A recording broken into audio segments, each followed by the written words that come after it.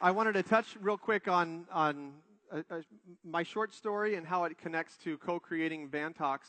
I recently opened a business that where I received a lot of criticism and was told that we should open it in the state of Oregon.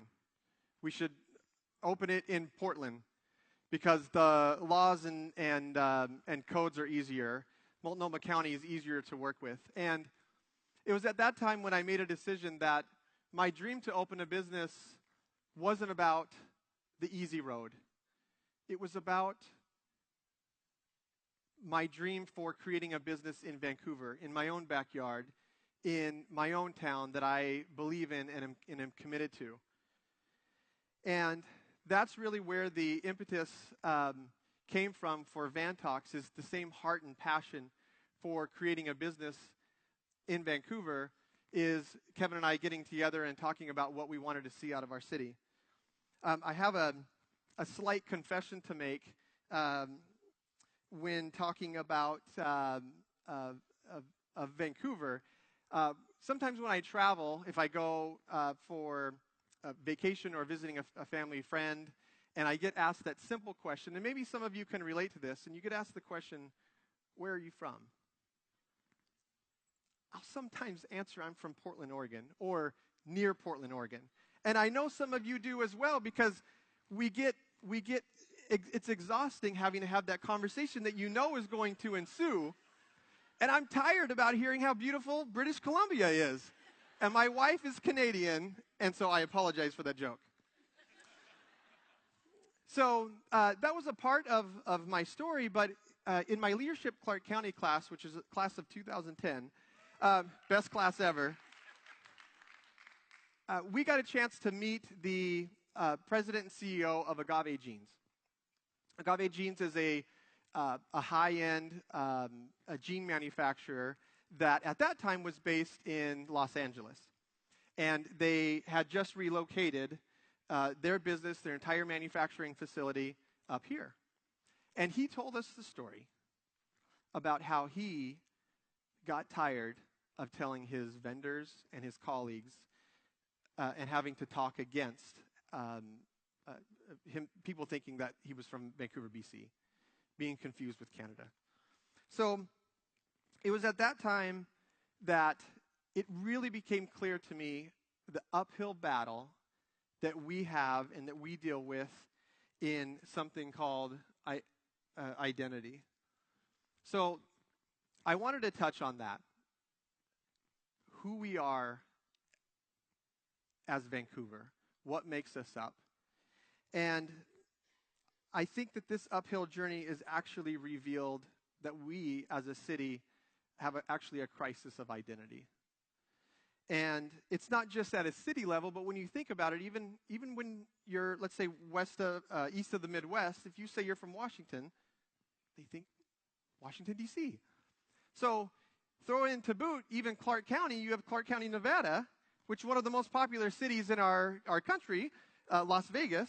So it's just, we have this multi-layer identity issue. And I have a love-hate relationship with this T-shirt, but I think it so succinctly describes our identity issue. So our past and even our present politicians and organizations have done some work to try to rebrand our city or to deal with this identity issue. And of course, we all know that we've been called the original Vancouver, which is, of course, historically accurate, but is not very sticky. It's hard. It's easily forgotten.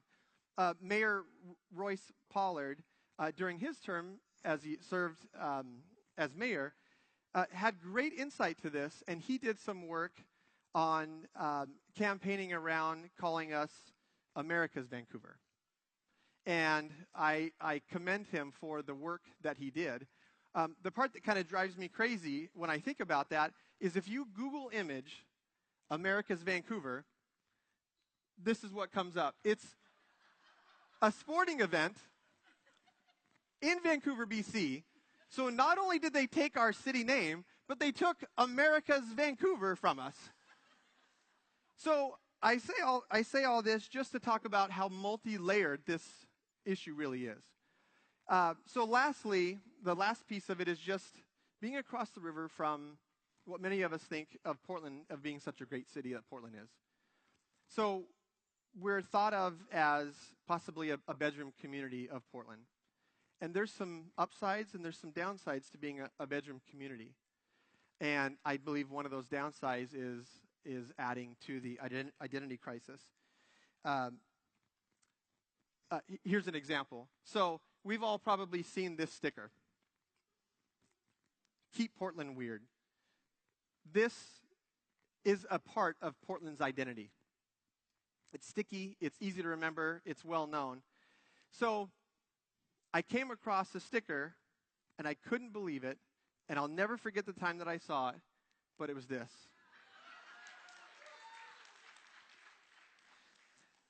So my concern with this is that this is in reaction to who we're not. And it's not saying who we are. And so when you juxtapose these together, it just becomes this glaring thing of just showing what our identity crisis really is. So my hope tonight is that after tonight, you'll have 10 more reasons with these speakers, these 10 speakers. You'll have 10 more reasons to be proud of living in Vancouver, from being from Vancouver, from working in Vancouver. And I hope that tonight we gain a little bit more footing and we create little stepping stones for us answering the question of who is Vancouver, what is our identity, and what are we going to be about. So with that, I will introduce our three sponsors. And we couldn't have done this night without our sponsors. And our three sponsors are the Vancouver Downtown Association. Lee Rafferty is representing tonight.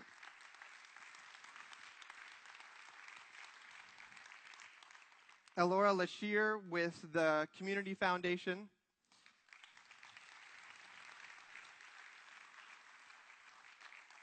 And then IQ Credit Union. And Julia Renz, I'll ask you to come up. And these people and these organizations are committed to this vision of discovering the identity of Vancouver. So tonight after the event, we're having a meet and greet, question and answer time upstairs in the Kiggins Lounge. Find them, get to know them, and just thank them for sponsoring the event.